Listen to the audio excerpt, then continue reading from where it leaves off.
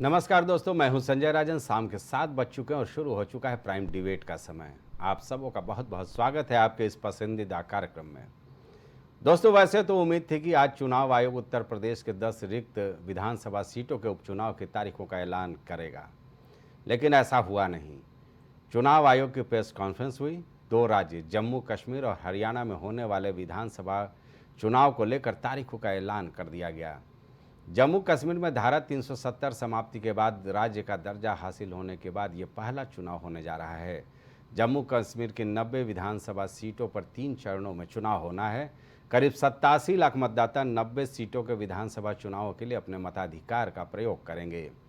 पहले चरण में 24 सीटों पर 18 सितंबर को, दूसरे चरण में 28 विधानसभा सीटों पर 25 सितंबर को और आखिरी चरण में 40 विधानसभा सीटों पर 1 अक्टूबर को मतदान होगा। जबकि हरियाणा की 90 विधानसभा सीटों पर एक ही चरण में 1 अक्टूबर को मतदान होगा। दोनों राज्यों में मतगणना 4 अक्टूबर को होना है।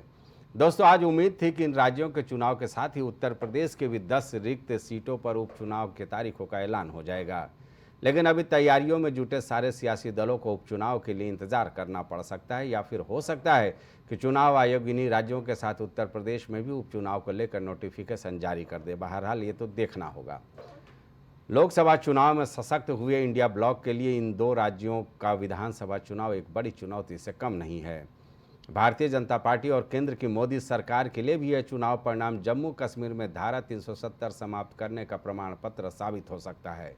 हरियाणा चूंकि दिल्ली से सटा राज्य है, यहाँ बीजेपी को अपने पुराने इतिहास को दोहराने की चुनौती है, तो वहीं विपक्षी दलों के सामने यहाँ बेहतर प्रदर्शन कर सत्ता हासिल करने की बड़ी चुनौती है। दोस्तों, दरअसल ये हकीकत है कि अब देश की सियासत में होने वाले चुनावी घटनाक्रमों में इंडिया ब्लॉक और एनडीए की ताकतों को आंकने का मौका होगा। चलिए, आखिर क्या कुछ सोच है इस चुनाव को लेकर सियासतदानों का, और आखिर इसका कितना असर दिखेगा उत्तर प्रदेश की सियासत पर, इसी मुद्दे पर हम चर्चा करेंगे अपने खास मेहमानों के साथ। लेकिन आइए पहले सुन लेते हैं मुख्य चुनाव आयुक्त का बयान। एक इच्छा थी कि जल्दी से जल्दी चुनाव हो, तो हम आपको जो उम्मीद और जो यकीन पैदा हुआ था 2024 का, उसको आगे बढ़ाने के लिए आज आपके सामने है।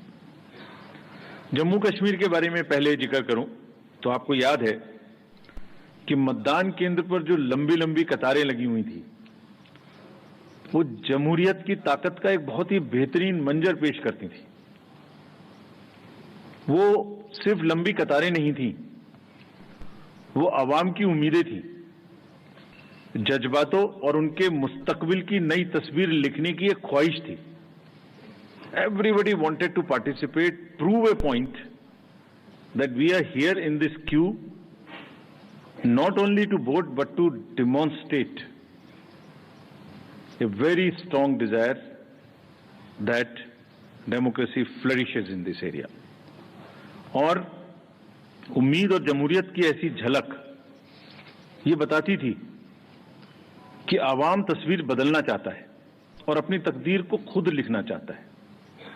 और ये कतारें इस बात का सबूत थी कि लोग सिर्फ बदलाव ही नहीं चाहते, बल्कि ये भी चाहते हैं कि उसका हिस्सा बनकर हम खुद से अपनी किस्मत लिखें। तो जाहिर सी बात है, जम्मू कश्मीर की बात की जाए तो आखिरी चुनाव साल 2014 में हुआ था। उसके बाद 2024 का ये साल, करीब 10 साल बाद जम्मू कश्मीर में एक बार फिर विधानसभा का चुनाव होने जा रहा है। तब जम्मू कश्मीर में 83 विधानसभा सीटें थीं। परिसीमन के बाद ये संख्या बढ़कर के 90 सीटें हो गई हैं। और उस वक्त की स्थितियां भी आपको बता दें। 2014 में पीडीपी की बात कर ली जाए, 28 सीटें जीती थी। बीजेपी के पास 25 सीटें थी, National Congress 15, Congress 12, People's Congress 2, CPIM के पास 1, पीपुल्स डेमोक्रेटिक फ्रंट के पास 1 और निर्दलीय 3 चुनाव जीतने में कामयाब हुए थे। कांग्रेस के सामने तमाम तरह की चुनौतियां हैं। गुलाम नबी आज़ाद जैसा सशक्त नेता उनसे अलग हो चुका है, अपनी पार्टी बना करके अपने दमखम पर चुनाव मैदान में होने वाला है।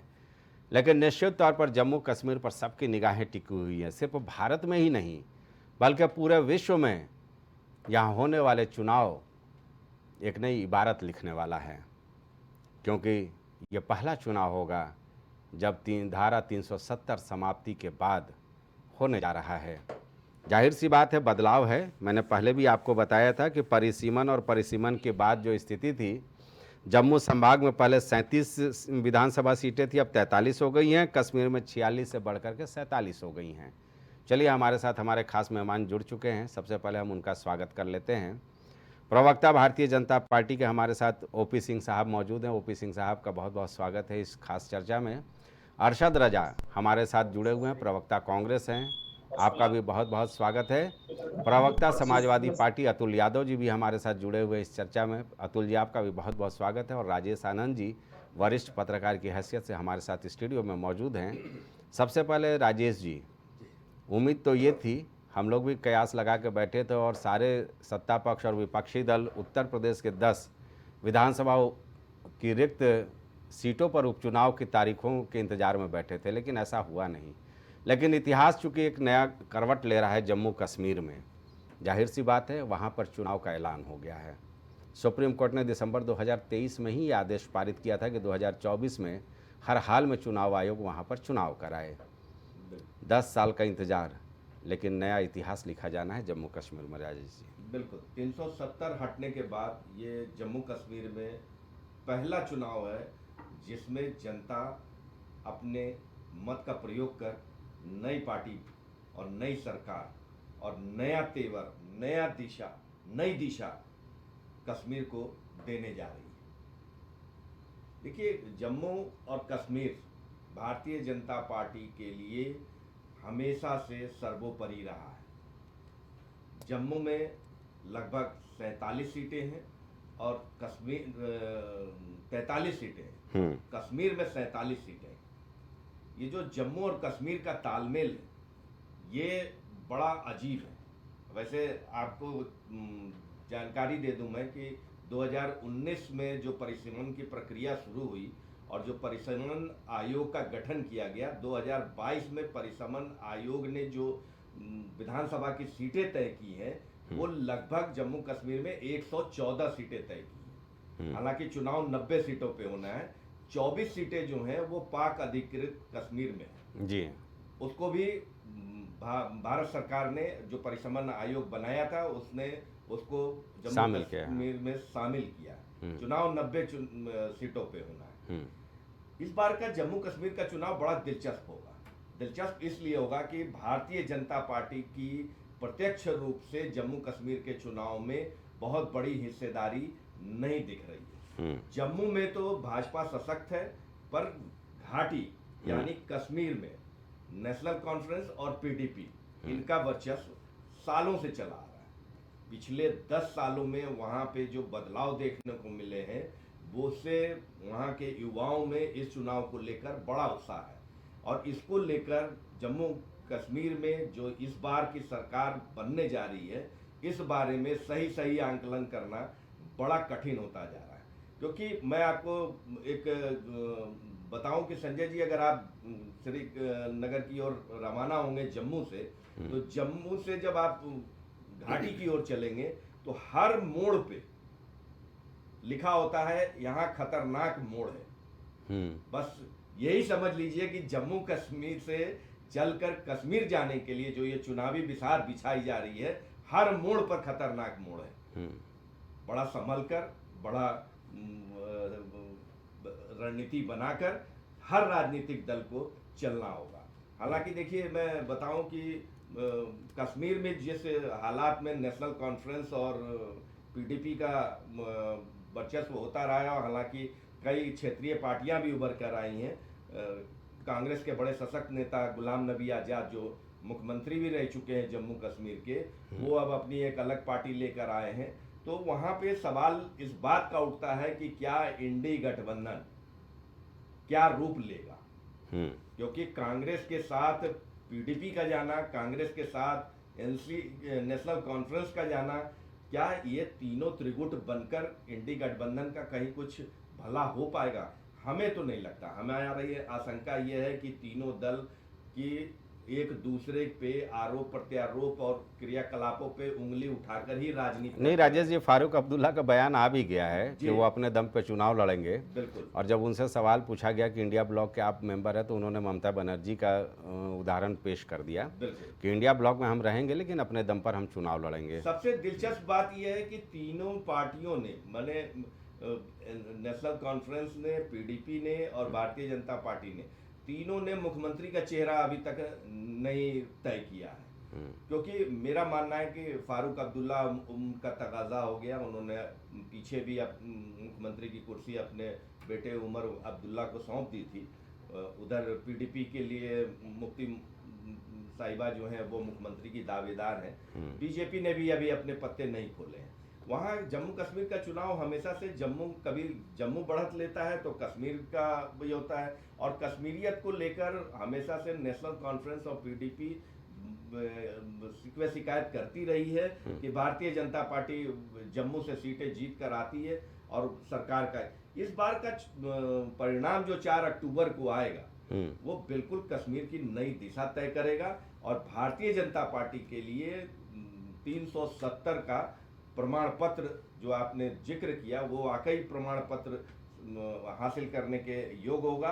और ये चुनाव उत्तर प्रदेश ही नहीं, हमारे ख्याल से अभी अक्टूबर के बाद ऐलान होगा महाराष्ट्र और जनवरी के आसपास झारखंड। इन तीनों, उत्तर प्रदेश के उपचुनाव, झारखंड और महाराष्ट्र के चुनाव पर भी कश्मीर के चुनाव का परिणाम जरूर देखने को मिलेगा। चलिए, सही बात है। ओपी सिंह साहब जी, आप लोग जम्मू कश्मीर में बहुत कुछ कर रहे हैं भाई। धारा 370 भी समाप्त हो गया, विकास की नई गंगा भी बहाने का दावा किया जा रहा है। एक तरह से ये प्रमाण पत्र है। कितनी बड़ी चुनौती, क्योंकि पूरे देश ही नहीं पूरे विश्व की निगाहें होंगी। दरअसल इसलिए हम इस राज्य के चुनाव को लेकर के चर्चा कर रहे हैं।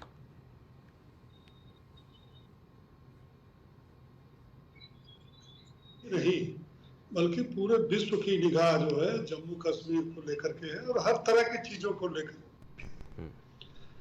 देखिए, आज जो चुनाव आयोग ने वहां पर घोषणा किया है चुनाव कराने की, उससे जम्मू कश्मीर के रहने वाले लोगों और पूरे देश में इसको लेकर के काफी उत्साह है। आप जानते हैं, पूरा देश जानता है कि जब देश आजाद हुआ तो जम्मू कश्मीर की जो 2 संविधान, 2 विधान और सारी जो अलग व्यवस्था थी, लगता नहीं कि भारत में रह करके भारत का ये अंग है।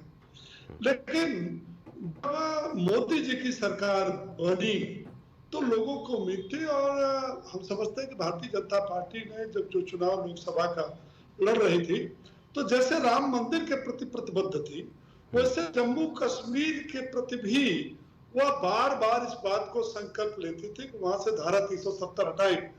लेकिन अलगाववादी ताकतें और कुछ वहां की राजनीति करने वाले लोग ऐसा मानते थे कि किसी में हिम्मत नहीं है कि जो है जम्मू कश्मीर की धारा 370 समाप्त कर दे।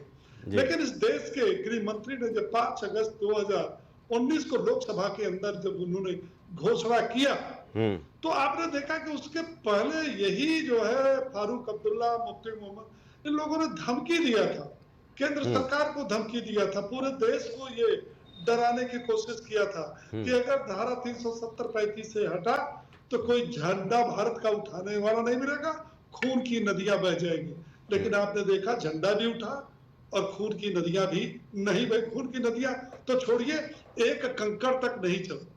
और जम्मू कश्मीर की जो दिक्कत, राजनीति करने वालों की दिक्कत ये थी कि वो धमका के भड़का करके लोगों को, अरे यहाँ अगर 370 खत्म हो जाएगा तो यहाँ के मुसलमान खतरे हो जाएंगे, इनका अधिकार खतरे में जाएगा। लेकिन जिस तरह से केंद्र की सरकार ने जम्मू कश्मीर को देश की मुख्य धारा में जोड़ने का काम किया, वहां पर विकास की जो गंगा बहाई, और वहां जो सबसे बड़ा चैलेंजिंग था आतंकवाद जी, और उस आतंकवाद में उन लोगों को भी सम्मिलित बरगला के कर लिया था जो वहां के रहने वाले कुछ युवक थे। लेकिन धीरे धीरे आपने देखा कि आतंकवाद की जड़ें इस प्रकार से खत्म तो नहीं हुई लेकिन निस्तनाबूद हो गई। और पाकिस्तान जो आतंकवाद का जड़ है उसको यह पता है कि अगर हम कुछ बड़ा करेंगे इस देश के अंदर तो 2014 वहां के पहले वाली सरकार नहीं है, क्योंकि एयर स्ट्राइक और सर्जिकल स्ट्राइक भी ये सरकार कर सकती है। तो इस तरह से जम्मू कश्मीर को मुख्य धारा में लाने का काम, विकास करने का काम, वहां के नौजवानों को रोजगार परक शिक्षा देने का काम, उनको रोजगार लगाने का काम, और जिस तरह से जम्मू कश्मीर का विकास हुआ है, आज वहां का आम जो नागरिक है अब वो उसकी आंखें खुल गई है और देख रहा है कि काश इसके पहले भी कोई सरकार रही होती और हमारा इस तरह से विकास हुआ था। आपने देखा होगा वहां के राज्यपाल मनोज सिन्हा जी किस प्रकार से गांव-गांव में क्षेत्र में जाकर के आप लोगों ने चैनल पर चलाया कि उन क्षेत्रों में, जिन क्षेत्रों में ये कहा जाता था कि वहां जाना खतरे से खाली नहीं, या जो चीजें हुई हैं अब तक जम्मू कश्मीर में, वो बार बार ये होती थी कि अगर इस तरह का बड़ा आयोजन हुआ तो आतंकवादी जो है वो इसको डिस्टर्ब कर देंगे, खून की नदियां बह जाएंगी, लेकिन ऐसा कुछ नहीं हुआ, मुख्य धारा में आ गई। और सबसे बड़ी बात है कि जो 2024 का लोकसभा चुनाव हुआ, चैनल और अखबार और मीडिया ने दिखाया कि वहां के लोग किस प्रकार से लंबी लाइन लगा करके बढ़ चढ़ करके उन्होंने देश के अन्य भागों से कम नहीं उन्होंने मतदान किया। थोड़ा 19-20 रहा होगा, वो तो कहीं भी ये इस तरह की जो है स्थिति उत्पन्न हो सकती है। वहां के लोगों ने लोकसभा के चुनाव में और भारतीय जनता पार्टी को 5 सीटें मिली। हम समझते हैं कि जो ये विधानसभा का चुनाव है, 90 विधायकों की जो ये सीट है, इसमें भारतीय जनता पार्टी को निश्चित रूप से पूर्ण बहुमत की जो है वो संख्या मिलेगी, जिससे स्थायित्व भी होना जरूरी है। इसीलिए मैंने कहा है ओपी साहब कि ये प्रमाण पत्र होगा आपको कि जो आप जम्मू कश्मीर में कर रहे हैं। अतुल यादव जी, आवाज आ रही है अतुल जी?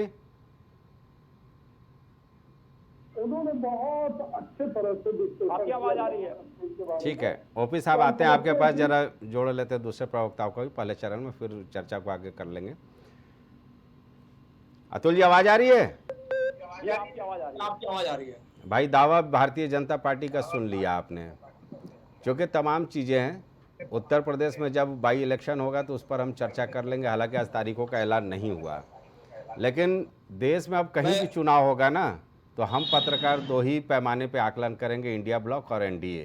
तो जाहिर सी बात है जम्मू कश्मीर जिसको लेकर के तमाम तरह के सवाल आप लोग खड़े करते रहते हैं, लेकिन वहाँ भी अब चुनाव का बिगुल बज चुका है। तो वहाँ का संदेश, जैसा कि हमारे वरिष्ठ पत्रकार राजेश जी भी कह रहे थे, अन्य राज्यों में भी जाएगा, चाहे वो महाराष्ट्र झारखंड में बाद में चुनाव होना हो या 10 उत्तर प्रदेश की रिक्त विधानसभा सीटों पर बाई इलेक्शन होना हो। आपकी क्या प्रतिक्रिया, क्या राय है? आज जो है उत्तर प्रदेश के उपचुनाव के संदर्भ में बुलाया गया था, लेकिन चलो आप चर्चा जो है आप जम्मू कश्मीर के विषय में कर रहे हैं।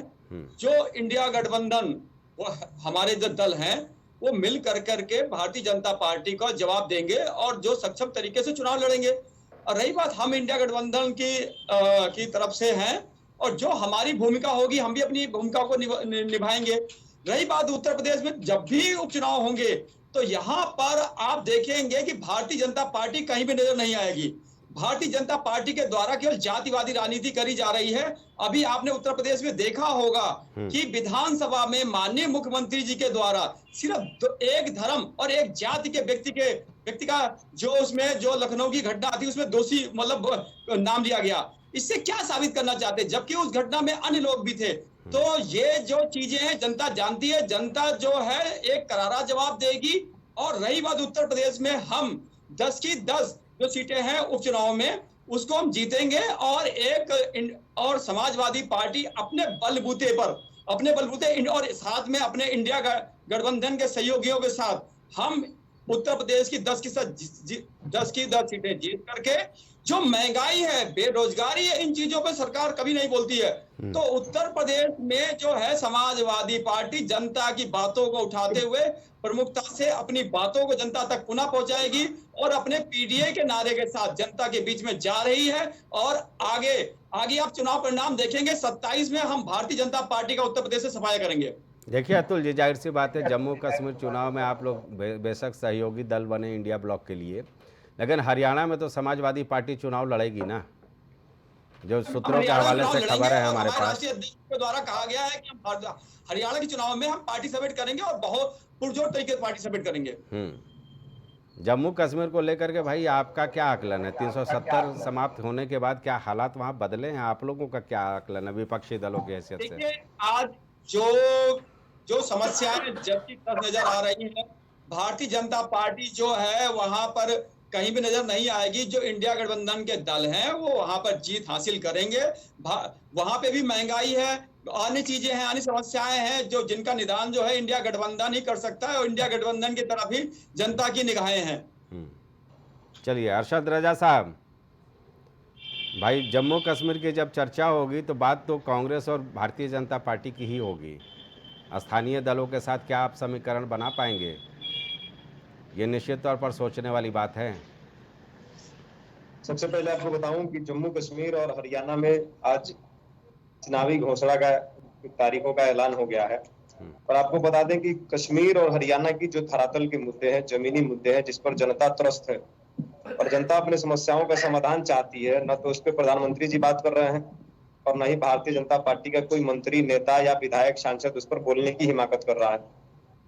आपको मैं बता दूं कि कश्मीर के मुद्दे से आपको दो चार जो मुद्दे हैं वहां के धरातल के मुद्दे आपको अवगत कराना चाहते हैं। आपके माध्यम से जो जनता देख रही है, जो जनता जनार्दन देख रही है, उनको भी बताना चाहते हैं कि कश्मीर और हरियाणा की समस्याएं क्या है। कश्मीर में आज जो सेब का खेती करने वाला किसान है वो अडानी के कब्जे से अपने आप की मुक्ति चाहता है। वहां पर पूरी के पूरे तरीके से अडानी साहब ने कब्जा कर लिया है और वहां के किसानों को, जो सेब के किसान हैं, उनको वो दाम मिल रहा है जिस दाम पर न तो उनके पैदावार का सही दाम मिल रहा है, न ही उनका परिवार और उनके बच्चियों की शादी हो सकती है और न ही उनके बच्चे पढ़ सकते हैं। और जम्मू कश्मीर एक संवेदनशील क्षेत्र है। जब से प्रधानमंत्री जी तीसरी बार शपथ लिए हैं, आपको पता है कि हर दूसरे तीसरे दिन, चौथे दिन ये खबर आ रही है कि भारत के किसान का बेटा जो इस देश की सरहद पर खड़ा होकर के इस देश की रक्षा करता है, जिसके वजह से पूरा देश चैन की नींद लेता है, रात भर आराम की नींद से सोता है, वो नौजवान हर रोज अपनी जान उस बॉर्डर पे गंवा रहा है। ये भी एक बड़ा मुद्दा है और इस मुद्दे पर भारतीय जनता पार्टी, एनडीए की सरकार पूरी तरह से फेल रही है। अब आते हैं हम हरियाणा में। अरे 10 सेकंड और जम्मू कश्मीर पर देना चाहते हैं। जी जी बोलिए। आप बार बार 370 की बात कर रहे हैं। मैं 370 पे नहीं जा रहा हूं। मैं ये कह रहा हूं कि सरकार किसके लिए बनाई जाती है? जनता के लिए, जनता के द्वारा और के द्वारा ही बनाई जाती है और जनता के लिए सही नीति और नियत सरकार का ही कार्य है ना, कि जनता की समस्याओं पर बेहतर नीति लाना। लेकिन क्या जम्मू कश्मीर में ये भारतीय जनता पार्टी की सरकार राज्यपाल के माध्यम से ये कर पाई है? सवाल आपको जवाब मिलेगा, नहीं कर पाई है। आप आइए हरियाणा में। हरियाणा में सेम वही स्थिति है किसानों के साथ। किसान अपने सही एमएसपी पर संघर्ष कर रहे हैं, उन्हें दिल्ली नहीं जाने दिया जा रहा है। जो किसान अपने वोट से देश का प्रधानमंत्री चुनता है, सांसद चुनता है, दिल्ली की दहलीज पर पहुंचाता है, उसी किसान को आज दिल्ली में पार्लियामेंट हाउस के पास उसके इर्द गिर्द नहीं जाने दिया जा रहा है। और उस किसान को रोकने के लिए वो बर्बरतापूर्ण हथियार अपनाए जा रहे हैं, जैसे सड़कों पर कीले बिछा देना, कांटे बिछा देना, सड़कों पर बोल्डर लगा देना, और अगर किसान उससे आगे उस बॉर्डर को क्रॉस करने की हिमाकत करे तो उस पर गोलियों की बारिश करा देना। आपको बता दें, ड्रोन से बम के हमले कराना। कितने किसान शहीद हो गए अपने सही एमएसपी की दाम की मांग को लेकर के। क्या आज हम लोकतंत्र में जी रहे हैं ना? आज हम अपने वोट की महत्ता से सरकार बना रहे हैं अपनी नीति के लिए, लेकिन क्या ये सरकार किसानों को सही एमएसपी दे रही है? नहीं दे पा रही है। हरियाणा जाना जाता है खेल जगत से, हरियाणा जाना जाता है किसानी से, हरियाणा जाना जाता है बॉर्डर पर खड़े जवानों से, और इन्होंने तीनों के साथ छल किया है। किसानों को न तो एमएसपी दी, जवानों को ठेकेदारी प्रथा में डालने के लिए उनके रोजगार को अग्निवीर की व्यवस्था से खत्म करने का कार्य किया है। तो वहां का किसान और जवान पूरी तरह से तैयार है इनको अपने वोट की चोट से जवाब देने के लिए। अब बात आती है खेल और खिलाड़ी की। आपने देखा होगा कि बजट में कैसे गुजरात को 426 करोड़ मिलते हैं और हरियाणा को कैसे उसके एक तिहाई हिस्सा भी इसके हाथ में नहीं आता हरियाणा के। फिर भी हरियाणा के जवान, हरियाणा की बहन बेटियां, हरियाणा के पहलवान, हरियाणा के खिलाड़ी जाकर के विश्व के पटल पर भारत का नाम रोशन करके और मेडल लाते हैं। तो वहां के खिलाड़ी, वहां के किसान, वहां के जवान पूरी तरह से तैयार है इस बार, और इस बार भारतीय जनता पार्टी को अपनी वोट की चोट से जवाब देंगे और वहां पर कांग्रेस की सरकार बनाएंगे। चलिए ठीक है। ओपी साहब, ओपी साहब आवाज आ रही है? हाँ बिल्कुल आ रही है। भाई 2-3 अहम मुद्दे उठाए कांग्रेस के प्रवक्ता ने। एक तो इनका कहना है कि जिस तरह से प्रधानमंत्री जब तीसरी बार से शपथ लिए हैं, लगातार वहाँ पर देश के जवान मारे जा रहे हैं, आतंकी हमले हो रहे हैं। दूसरा ये कि अगर हरियाणा तक आते आते बात किसानों तक हो जाती है। तीसरी बात ये कि पूरे जम्मू कश्मीर में जो सेब की खेती है उस पर अडानी का कब्जा हो गया, वहाँ के लोग परेशान हैं। भाई इसका जवाब दे दीजिए इनको। जी देखिए, वो कांग्रेस के प्रवक्ता है। जब इनका देश का जो नेता है, जो गांधी परिवार के चश्मो चिराग है, जब वो बोलते हैं तो कितनी बात वो सत्य बोलते हैं और कितना असत्य बोलते हैं, इसके लिए वो 2014 से जूझ रहा है। जनता उनको भाव नहीं दे रही। इन्होंने बात किया कि आज जवान मर रहे, और ये बताइए कि जवानों के पौरुष पर प्रश्न चिन्ह किसने उठाया? जब सर्जिकल स्ट्राइक और एयर स्ट्राइक करके हमारे जवान पूरा देश के 140 करोड़ जनता का जो सीना गर्व से ऊंचा हुआ, तो उनसे जो है सबूत किसने मांगा? सबूत किसने मांगा? और जब इस देश के अंदर सेना के ऊपर आतंकवादी हमले होते थे तो उनका हाथ कौन बांधता था? जब हमारी देश की सेना, जब उनके पास कोई अस्त्र शस्त्र नहीं था और हम दुनिया की तरफ निगाह उठाते थे, आज ब्रह्मोस मिसाइल भी बना रहे हैं, बड़ी बड़ी पनडुब्बियां भी बना रहे हैं, बड़े बड़े ऑटोमेटिक हथियार भी बना रहे हैं, वाटर प्रूफ जैकेट भी बना रहे हैं, और बड़े बड़े प्लेन और हेलीकॉप्टर बना रहे हैं। और सेना का मनोबल आज इतना ऊंचा है कि चीन और पाकिस्तान की हिम्मत नहीं है कि वो हमें आंख दिखा सके। मैं नहीं कह रहा हूं कि मोदी जी की वजह से आंख, लेकिन सेना का मनोबल इतना ऊंचा है, और सेना का मनोबल गिराने का काम ही किसने किया था? आज हमारा जो बजट होता है उसमें किसान और सेना दोनों को प्रमुखता दी जाती है। ये देखिए, कांग्रेस परजीवी पार्टी है, ये दूसरों के कंधे पर सर रख करके बेचारी चलती है। चाहे उत्तर प्रदेश में देख लीजिए कैसे रहा, क्या स्थिति थी, क्या स्थिति हो गई। और चाहे किसान का जो है वो प्रदर्शन था, ये बेचारे झांक ताक के जाते थे, वहां से भगा दिए जाते थे। जब वो शाहीन बाग का था तब ये क्या करते थे? तो ये तो तुष्टीकरण की ना रणनीति अपनाते हैं। दूसरा, तुष्टीकरण में इतने अंधे हो चुके हैं, ये जवाब देना पड़ेगा जो भी चुनाव होगा करंट, कि अगर बंगाल के अंदर हमारे हिंदुओं के ऊपर अत्याचार हुआ तो ये ईडी गठबंधन के मुंह सिला क्यों था? क्या ट्विटर बोला? क्या बंगाल के अंदर ममता बनर्जी नहीं, निर्ममता बनर्जी ने जो वहां का दृश्य और पूरे देश के डॉक्टर, बेटी बेटियां सड़कों पर आज एक हफ्ते से उतरे, सीबीआई की जांच कर रही है हाई कोर्ट के आदेश पर फटकार के बाद। कहां है ये ईडी गठबंधन? ये किस लिए है? ये कौन सी बेटियों की सुरक्षा कर रहे हैं? रही बात यूपी की, यूपी के अंदर अभी आप देखिए संजय जी, अयोध्या का कांड, पीडीए है ना, निषाद की बेटी 12 साल। फिर इसके बाद कन्नौज का कांड देखिए, वहां क्या हुआ। और ये दल आज अपराधी और पीड़ित के साथ नहीं, पीड़ा पहुंचाने वालों के साथ है। और कहते क्या है? ये हमारे पार्टी के नहीं। आपकी यह कह देने से कि हमारे पार्टी के नए मोहित खान जो देश प्रसाद जो वहां का सांसद, उसका खास नहीं है, वो भदरसा का ब्लॉक प्रमुख नहीं है। ये सुनो भाई, या तो आप बोलो या हम बोले, जनता सुनना चाहती है। मछली बाजार नहीं है। हाँ तो करिए। आपको अगर बोलना है तो आप ही बोल लीजिए संजय जी, क्योंकि मुझसे पूछ रहे हैं इसलिए मैं बता रहा हूँ। नहीं आप बोलिए। हाँ, अतुल जी आ रहे हैं आपके पास। हाँ, इनको ज्यादा हमसे समय दे दीजिएगा, क्योंकि बेचारे ज्यादा नहीं आप बोलिए, पहले उतावले फिर हो अतुल जी रहे के हैं। पास चले जाएंगे, जवाब ले लेंगे। मेरा हाँ नियम है हाँ कि मैं बिल्कुल सबको बोलिए। बोलने का मौका देता और हूँ। अभी जो है उत्तर प्रदेश विधानसभा की भी बात हुई, ठीक है, चुनाव मैदान में आइए, आपको लोकसभा में जनता ने कुछ ज्यादा सीटें दी है, हम उसे स्वीकार करते हैं, लेकिन कुछ बात है कि जब इस बार जनता के बीच में आएंगे, क्या वो संविधान का झूठा फार्मूला चलेगा, क्या वो आरक्षण का झूठा फार्मूला चलेगा, क्या वो पीडीए का झूठा फार्मूला चलेगा? अरे भाई, काट की हाड़ी जो है बार बार नहीं चलाई जाती, एक बार उसका प्रयोग होता। रही बात योगी आदित्यनाथ जी का, उन्होंने दोबारा सरकार बना करके 22 में 37 साल का रिकॉर्ड तोड़ा, और आज इस प्रदेश में डॉक्टर संपूर्णानंद के बाद पहले मुख्यमंत्री हैं जो 7 साल 148 दिन का रिकॉर्ड कायम किया। आप आएंगे ना मुद्दों पर, आप अयोध्या में मिल्कीपुर में आएंगे तो मिल्कीपुर में बेटी के निषाद की बेटी के लिए वहां की जनता जवाब मांगेगी, आप देना। आप उधर जाएंगे तो कन्नौज की बेटी के साथ हुआ, आप उसका जवाब देना। हरदोई में दिन दहाड़े आपका सपा का पूर्व जिला अध्यक्ष वीरेंद्र यादव एक अधिवक्ता की दिन दहाड़े गोली मार के हत्या करती, उसका जवाब देना। अरे भाई, जिन मुद्दों पर भारतीय जनता पार्टी लड़ती हुई आई है उसी मुद्दे पर लड़ेगी। ठीक है। 17 से लड़ती आ रही है किस पर?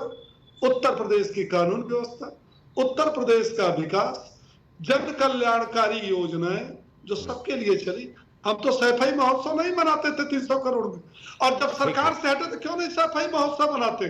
क्यों नहीं कब्रिस्तानों को जो है 300 करोड़ रुपया प्रतिवर्ष देते? देना चाहिए ना, देना चाहिए था इनको। चलिए, तो तुष्टीकरण, एमवाई का नारा और जो ये झूठा फार्मूला लेके चले, अरे ये तो देखिए, ये तो हमारी डर से, ये जो 2 लड़के एक हुए हैं ना, और एक का जो नारा है लड़की हूं मैं डरती नहीं हूं, वो भी बेचारी इस महिलाओं के मामले में पश्चिम बंगाल और अयोध्या कन्नौज के मामले में लड़की हूं, बहुत सारे आरोप आगे। जरा अतुल जी से जवाब ले ले, फिर आपके पास चलेंगे। अतुल जी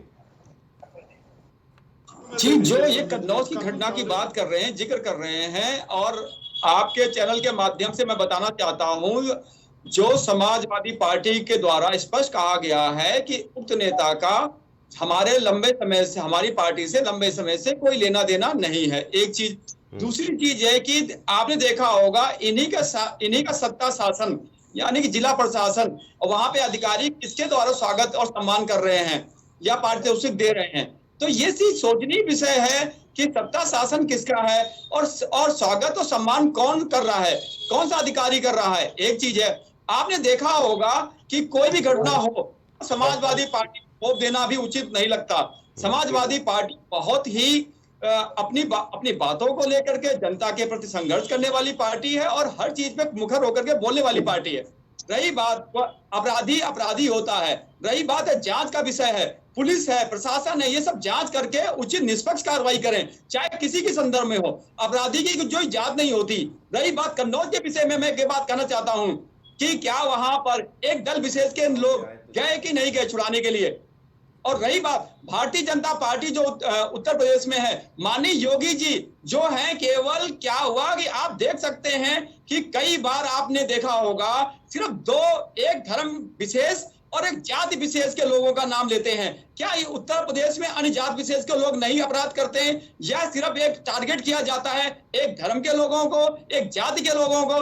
विधानसभा में आपने देखा होगा सिर्फ 2 नाम लिए गए। सिर्फ इससे क्या जताना चाहते हैं कि यही लोग गलत हैं? ये सब बिल्कुल मिथ्या और गलत चीजें हैं। और रही बात, ये चीजें जनता जानती है, समझती है। महंगाई की तरफ ये बोला नहीं जाता, बेरोजगारी की तरफ इनसे बोला नहीं जाता है, और इस जो समस्याएं हैं, जो महिला अपराध हैं, इसके संदर्भ में, रोकथाम के संदर्भ में कोई उपाय किए नहीं जा रहे हैं। तो ये सब चीजें बोलने के लिए हैं। जनता जवाब देगी, और जनता उपचुनाव में भी जवाब देगी, और 27 के चुनाव में भी जवाब देगी।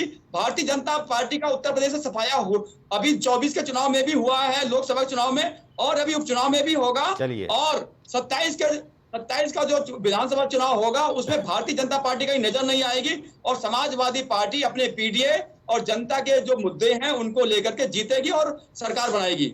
नहीं, ठीक है, ये तो सियासी दावे चलते ही रहते हैं ना। नवाब के बारे में लोकसभा चुनाव में राहुल और अखिलेश के मंच पे उनका नजर आना, उनकी माताजी के निधन पे जुलाई में समाजवादी पार्टी के देखिए ट्विटर संजय हैंडल से राजन जी इस पे शोक मैं संवेदना कहना देना, चाहता हूँ, ये सब सवाल खड़े करता है ना हमारे तो देश में या प्रदेश में कहीं जी हमारे देश या प्रदेश में किसी के यहाँ कोई शोक हो जाता है तो अगर चाहे हम दलगत चीजों से उठ करके भी शोक संवेदनाएं व्यक्त की जाती है। ये कोई वैसी बात नहीं होगी कि समाजवादी पार्टी द्वारा शोक संवेदना दे दी गई है तो मतलब शोक संवेदना देना क्या है, बताइए आप। किसी की माता जी मेरा ये कहना है, शोक संवेदना व्यक्त अब कर चलिए हम दी लोग मुद्दे पर लौटाते हैं। मेरा ये कहना है कि जो भी आरोपी हो उसको सख्त से सख्त सजा मिलनी चाहिए, क्योंकि इस तरह के जो वाकये होते हैं ना, वाकई दिल को दुखाने वाले होते हैं। राजेश आनंद जी, चले भाई मुद्दों पे चलें। सियासी दल तो अपने जगह होते हैं, जाहिर सी बात है। जम्मू कश्मीर में बदलाव का मैं एक आंकड़ा देख रहा था, ऑथेंटिक क्या है कि जिस तरह से वहाँ पे बदलाव देखने को मिला है, लगातार ये कहा जाता है ना कि भाई 2019 के पहले के क्या हालात थे, और 2019 से लेकर के 2023 तक, 2015 से 2019 के बीच में आतंकवादी जो गिरफ्तार हुए थे 427, 2019 से लेकर के 2023, ये वो पीरियड है जब धारा 370 खत्म हो गया, 2327 आतंकी गिरफ्तार किए गए। सुरक्षा कर्मियों की जो जाने जाती थी 56% की गिरावट आई, इसमें कोई डाउट नहीं हो सकता है। ना कांग्रेस सवाल खड़े कर सकती है, ना समाजवादी पार्टी। 2015 से 2019 में 329 सुरक्षा कर्मियों की जान गई, और यही आंकड़ा 2019 से 2023 के बीच में 146 था। और रही बात पत्थरबाजी की, अक्सर एक बड़ा वहाँ पर घटनाक्रम हुआ करता था कि आए दिन सुरक्षा कर्मियों को घेर करके उनके ऊपर पत्थरबाजी करना। सेना के जवानों की वो तस्वीरें आपने देखी होंगी 2019 के पहले की, उसमें भी 91% की कमी आ गई है। लेकिन सवाल यही होता है कि क्या इस चुनाव में वहाँ की जनता प्रमाण पत्र भारतीय जनता पार्टी और केंद्र की मोदी सरकार को देगी, एनडीए को देगी, या फिर मामला इंडिया ब्लॉक की तरफ जाएगा? नहीं संजय जी, मेरा अपना मानना है, मेरा अपना आंकलन है, और मेरा कुछ वहाँ के वरिष्ठ पत्रकारों से जो बातचीत होती है उसके आधार पे मैं कह सकता हूँ कि जम्मू कश्मीर का माहौल बिल्कुल बदल गया है। धारा 370 हटने के बाद एक संभावना, एक आशंका व्यक्त की गई थी कि बड़ा रक्तपात होगा जम्मू कश्मीर में, पर ऐसा कहीं कुछ हुआ नहीं। देखिए, बीते 10 सालों में भारत सरकार ने जिस तरीके से जम्मू कश्मीर में अपनी योजनाओं को दरवाजे दरवाजे पहुंचाया है, उससे वहां के स्थानीय लोगों में एक नया जानकारी उनको ये हासिल हुई कि पहले भी ऐसे ही भारत सरकार से ये पैसा आया करता था। जब केंद्र में एनडी गठबंधन कह लीजिए या कांग्रेस समर्थित सरकार हुआ करती थी, तो हालांकि उस समय के तत्कालिक प्रधानमंत्री राजीव गांधी जी ने सार्वजनिक मंच से कहा था कि 1 रुपया दिल्ली से चलता है और 15 पैसे आखिर तक पहुंचता है। मैं इसमें भारतीय जनता पार्टी को या एनडीए गठबंधन की सरकार को ये नहीं कहता कि 100% फुल प्रूफ है। अगर 85 पैसा भी जम्मू कश्मीर पहुंच रहा है तो ये वहाँ के लोगों के लिए बहुत बड़ी आशा की किरण है। वहाँ के युवा अब जिस तरीके से वहाँ पे माहौल बना है, टूरिज्म वहाँ का सबसे बड़ा आय का स्रोत हुआ करता था। पिछले 10 सालों में निसंदेह टूरिज्म बढ़ा है। 10 साल के पहले का अगर आप 14 के पहले चुनाव के वहाँ के टूरिज्म के बारे में ये करते थे, हमारे कई साथी लोग गए तो बताते थे कि वहाँ आशंका रहती थी, डर के साये में लोग वहाँ घूमते थे। वो माहौल बदला है। आज लाल चौक का जो माहौल है वो निसंदेह बदला है। इसके लिए सरकार नहीं, हम वहाँ के सेना को ये शाबाशी देना चाहते हैं, या सेना पे हम। और सबसे बड़ी बात है राजेश जी, हमें जो एक विश्लेषण लगता है कि अलगाववादी ताकतें इसलिए शांत बैठ गई क्योंकि जनता का भी उनको समर्थन नहीं मिला। जो पत्थरबाज युवा आज जिनको पत्थर फेंकने के लिए पैसे दिए जाते थे, अगर उन हाथों को अगर लैपटॉप और कंप्यूटर और पढ़ने का माहौल मिल गया तो आप निसंदेह आप ये देखिए कि किस तरीके से आप लखनऊ में जब जाड़े का मौसम आता है तो आप देखिए कि वहाँ से जो कश्मीरी ड्राई फ्रूट्स लेकर लखनऊ आते हैं, और लखनऊ के तमाम बड़े चौड़े सड़कों पे दोनों तरफ होते हैं, आप कभी उनसे बात कीजिए तो वो खुद बताते हैं कि 370 हटने के बाद से माहौल में बदलाव हुआ है। अब सरकारी योजनाओं का लाभ हमें मिल रहा है। पहले क्या होता था कि कश्मीर में मैं जम्मू की बात नहीं कर रहा, मैं कश्मीर की बात कर रहा हूं, क्योंकि जम्मू कश्मीर दो पार्ट में है। कश्मीर में दो परिवार का दबदबा रहा है शुरुआत से। हालांकि 370 हटने के बाद जब वहाँ राज्यपाल का शासन हुआ, राष्ट्रपति शासन लगा, तो तमाम इन परिवारों पे भी दबाव बने हैं। इनके भी आपको यकीन नहीं होगा, लाखों एकड़ जमीन, सरकारी जमीन इन दोनों पार्टियों के कब्जे में थी, जिसको मुक्त कराया गया है। और वहाँ पे टूरिज्म को लेकर और वहाँ के स्थानीय लोगों को, क्योंकि जिस आज भी जम्मू कश्मीर में बहुत ऐसे परिवार हैं या बहुत ऐसे सुदूर क्षेत्र हैं जिन्होंने रेलगाड़ी नहीं देखी है। जी, मुझको याद है कश्मीर से जब बच्चे आते थे राजभवन में जी, उनका जो स्पेशल ट्रिप यहाँ कराया जाता था, तो उन बच्चों से जब बातचीत किए तो निश्चित तौर पर आपकी भावनाएं सामने आई थी। उन बच्चों ने कहा कि हम पहली बार रेलगाड़ी में सफ़र किए हैं। तो जाहिर सी बात है ये चीज़ें हैं। और साथ जिस तरीके से विकास हो रहा है जम्मू कश्मीर का, वहाँ की जनता ने भी मन बनाया है। देखिए, परसेंटेज हो सकते हैं, पक्षपात हो सकता है, और सबसे बड़ी बात ये है कि पक्षपात का आरोप तो लग ही रहा है, क्योंकि रातों रात 24 घंटे में तमाम अधिकारी बदल दिए गए। देखिए, ये हर राज्य में होता है, जम्मू कश्मीर इससे अछूता नहीं है। और हर सरकार, हर राजनीतिक दल, हर पार्टी करती है। आपको अगर ध्यान होगा तो कांग्रेस की सरकार जाने से पहले ही कुछ ऐसे संशोधन संविधान में करके चली गई, वक्फ बोर्ड को लेकर और तमाम चीजों को लेकर। तो ये सब चीजें हर राजनीतिक दल खैर वो तो नफे नुकसान का खेल होता ही है। नफा नुकसान का खेल, अरशद साहब, इस हिसाब से देखते हैं। जेहन में एक सवाल आ रहा है। भारत जोड़ो न्याय यात्रा का समापन करने राहुल गांधी जाते हैं, वहाँ पे हजारों लोग इकट्ठे होते हैं। क्या ये धारा 370 के रहते मुमकिन था क्या? दूसरा, प्रधानमंत्री नरेंद्र मोदी योग दिवस पर योगा करते हैं डल झील के किनारे, ना संभवतः राजेश जी? यह संभव हो सकता था क्या? यह तो बदलते हुए कश्मीर की तस्वीर ही तो है। इसमें एक चीज और जोड़ दूं, पूरा गांधी परिवार कश्मीर की वादियों में बर्फ पर खेलता हुआ वीडियो जारी हुआ है, जिसमें प्रियंका गांधी भी थी, राहुल जी भी थे। भारत जोड़ो न्याय यात्रा के समय तो सवाल ये है, क्या ये संभव था कि यहाँ पूरे दमखम के साथ सारे सियासी दलों को इस लोकतंत्र के पर्व में सम्मिलित होने की मेरी तो अपील है, क्योंकि यहाँ से जो संदेश जाएगा ना, हमारे धुर विरोधी पाकिस्तान को भी बेहतर संदेश जाएगा। मैं संजय जी यही कहना चाह रहा था कि इस चुनाव में पाकिस्तान की तरफ से कोई हस्तक्षेप न होना, ये जम्मू कश्मीर की दिशा और दशा दोनों बदल कर रख देगा। अरशद से जवाब ले ले। हाँ अरशद, फिर आप जो बोलना चाहते थे बोलेंगे, पहले मेरे सवाल का जवाब। कि ये जितनी चीजें गिना दी है यहाँ बैठ के, तो लोकसभा में भारतीय जनता पार्टी को उसी जम्मू कश्मीर में प्रत्याशी क्यों नहीं मिले? अगर इतना धरातल पर ये सारी चीजें सच्चाई हो गई, सच साबित हो गई, इतना विकास। अरे बीजेपी को तो 2 सीटें आ गई थी ना लोकसभा में, कांग्रेस को तो एक भी नहीं आया था भाई। मैं कह रहा हूँ पकड़ के वहां अगर रोजगार दिया गया हर नौजवानों को, वहां पर किसानों के साथ न्याय हो गया, वहां कश्मीरियत के साथ न्याय हो गया, वहां पर टूरिज्म बढ़ गया, कश्मीर के लोग रातों रात एक दिन में मालामाल हो गए, जो 1 रुपए कमाने वाले थे वो 20 रुपए कमाने लगे। तो फिर वहां से कश्मीर से इन्हें भारतीय जनता पार्टी को प्रत्याशी क्यों नहीं मिला?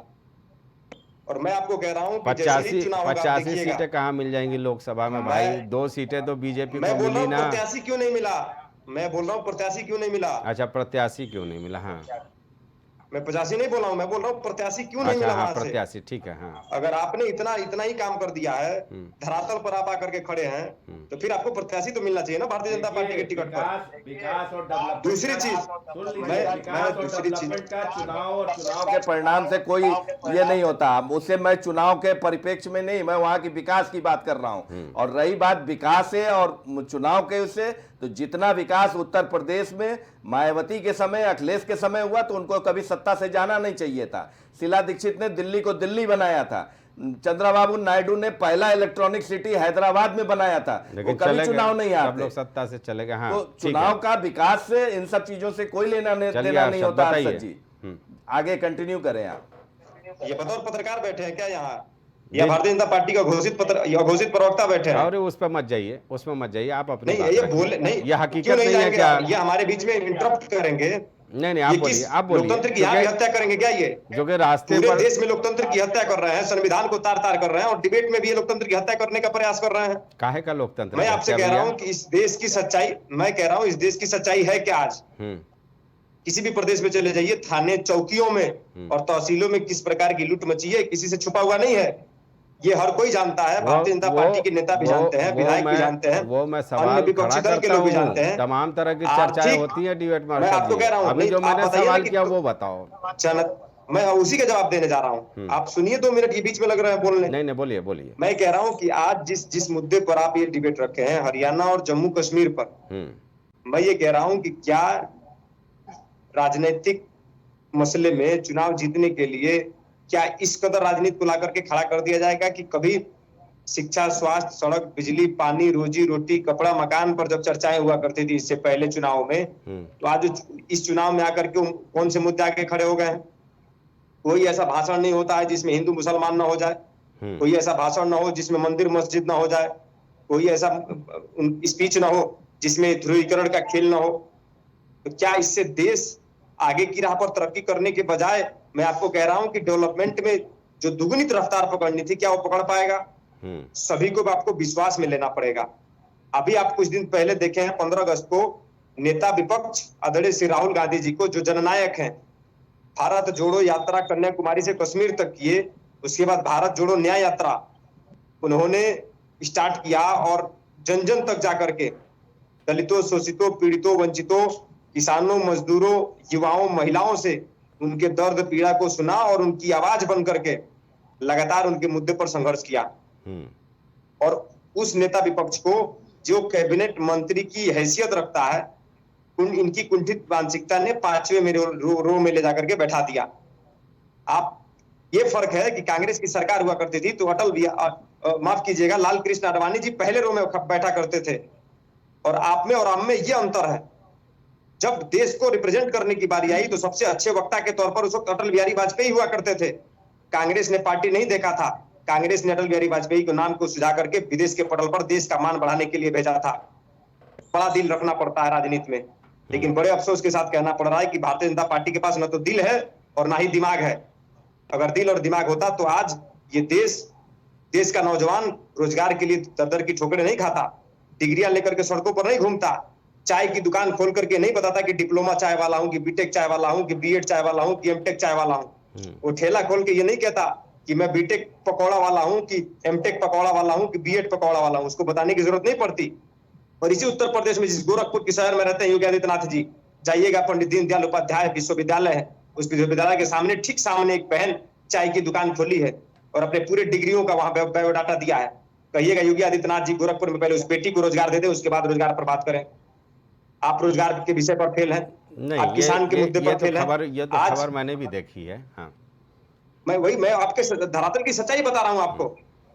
किसान आज बदहाल है, किसान आत्महत्या करने पर मजबूर है, उसे न तो उसके फसल का सही दाम मिल रहा है, और आप उल्टे में उनके जो उपकरण यूज होता है फसल उगाने में, जैसे ट्रैक्टर हो गया, खाद हो गया, बीज हो गया, सिंचाई हो गया, इन सभी चीजों पर आपने जीएसटी गब्बर सिंह टैक्स लगा करके उनके कमर को तोड़ दिया, उनकी आय को भी घटाया और उल्टे उनसे जीएसटी के माध्यम से वसूल भी लिया। 50 किलो की यूरिया आती थी, उसको आपने 40 किलो कर दिया।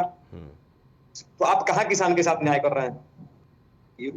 जो युवा बॉर्डर की सरहद, देश की सरहद पर जाकर के खड़ा होकर देश के लिए लड़ना चाहता है, आपने उसके सपने को चकनाचूर किया अग्निवीर ला करके। अग्निवीर की व्यवस्था में इस देश के नौजवानों को झोंकने का काम किया है। मैं कह रहा हूं कि उसके न तो भविष्य को आप सुरक्षित कर पाए, न वर्तमान को सुरक्षित कर पाए। ये सरकार आखिर किस दिशा और दशा में चल रही है? चलिए यही जवाब ले लेते हैं। केवल और केवल चंद उद्योगपतियों के लिए काम करेगी ये सरकार। 16,000 करोड़ रुपए चंद उद्योगपतियों के माफ हो जाएंगे, क्या किसानों के चंद रुपए नहीं माफ हो सकते हैं? ठीक है, क्या किसानों के जवाब दे दीजिए भाई। बेटे जाकर के तैयारी कर रहे हैं, क्या उनको राहत नहीं मिल सकती है? बैंक से अडानी अंबानी को कर्जे मिलते हैं इतने, एक नौजवान गरीब किसान चला जाए, एक मजदूर चला जाए लोन के लिए, काट के भगाता है मैनेजर। ठीक है, चलिए, ये दशा है इस देश की। ओपी सिंह साहब जवाब दे दीजिए भाई। देखिए संजय जी, जो कांग्रेस की पीड़ा है उस पीड़ा को जनता भी अच्छी तरह से जानती है और हम आप भी जानते हैं। वो पीड़ा उनकी ये है कि उत्तर प्रदेश इस देश का सबसे बड़ा प्रदेश है, 3.5 दशक से अधिक समय हो गया, ये वेंटिलेटर पर चल रहा है। जनता इनको पूछ रही तो पीड़ा तो होगी। और जिस परिवार ने इस देश के ऊपर 75 साल में, अगर मान लीजिए कि 58 साल सरकार जिसकी रही, और आज वो विपक्षी पार्टी की हैसियत से भी संख्या बन रही था, इस बार तो मान लीजिए कुछ मिल गया इनको जी। और जनता पूछ नहीं रही है, तो आप उस पीड़ा को समझिए कि जो किंग मेकर थे, जो खुद किंग थे, जिनके दादा, नाना, परनाना, दादी, माँ, पिताजी सारे तो इन्हीं लोगों ने ही तो चलाया, उन्होंने ही तो लोकतंत्र कायम किया। और जब आज जनता की आंखें खुली है और 2014 से लेकर के इस देश का ये बार बार किसानों की बात करते हैं, किसान गांव में रहता है, 80% किसान गांव में रहता है। ये जिन प्रदेशों में लोकसभा का चुनाव होता है, वो कांग्रेस किसके साथ, अभी मध्य प्रदेश का आजादी, इन्होंने बड़े बड़े होर्डिंग डाले, उन्होंने कहा कि भारतीय जनता पार्टी अगर 6,000 ठीक है, अगर वो 5 लाख आयुष्मान उस खानदान पर उंगली उठा रहे हैं जो खानदान इस देश के लिए अपने आप को न्यौछावर कर दिया। चलिए ठीक है, ठीक है, ठीक है। जब चुनाव हुआ तो 85,000 वाला और 1 लाख वाला फार्म लेकर के कांग्रेस दफ्तर पहुंच गई थी, ज्यादातर महिलाएं और चलिए ठीक है, वहां के लोग। ओपी सिंह साहब, इन 2 राज्यों में जो चुनाव होंगे ना, उसका संदेश बहुत दूरगामी जाएगा, खास करके जम्मू कश्मीर का, चूंकि मैंने इसीलिए जिक्र किया था। हालांकि अरशद ने अपने तर्क रखे हैं, अपने जगह पर सही है, विपक्षी दल की भूमिका ही होती है सरकार की आलोचना करना, लेकिन आपने जो काम किया है उसका भी परिणाम सामने देखने को मिलेगा। फिलहाल वक्त यहीं तक इजाज़त देता है। सारे मेहमानों का बहुत बहुत शुक्रिया। लेकिन निश्चित तौर पर यह कहा जाएगा कि चाहे वो चुनाव जम्मू कश्मीर का हो या फिर हरियाणा का हो, अब लड़ाई सीधी तौर पर इंडिया ब्लॉक और एनडीए के बीच ही देखी जाएगी, और हम उसी हिसाब से आकलन करेंगे कि किसे कहाँ कितनी सफलता हासिल होती है। ये दावा करने में तो सारे सियासी दल अलग हैं, लेकिन जाहिर सी बात है कि बदले हुए हालात में क्या कुछ परिणाम देखने को मिलेगा जम्मू कश्मीर में, या फिर बात कर ली जाए हरियाणा के, जहाँ किसान लगातार आंदोलन कर रहे हैं। ये सब पर आगे भी हम चर्चा करते रहेंगे। फिलहाल मुझे दीजिए इजाज़त, नमस्कार।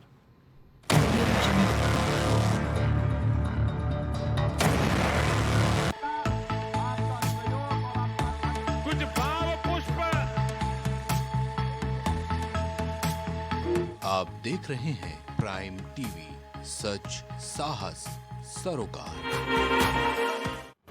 प्रदीप कुमार गुप्ता, अध्यक्ष नगर पालिका परिषद कोंच जालौन की ओर से समस्त देशवासियों को 78वें स्वतंत्रता दिवस की हार्दिक शुभकामनाएं। आपकी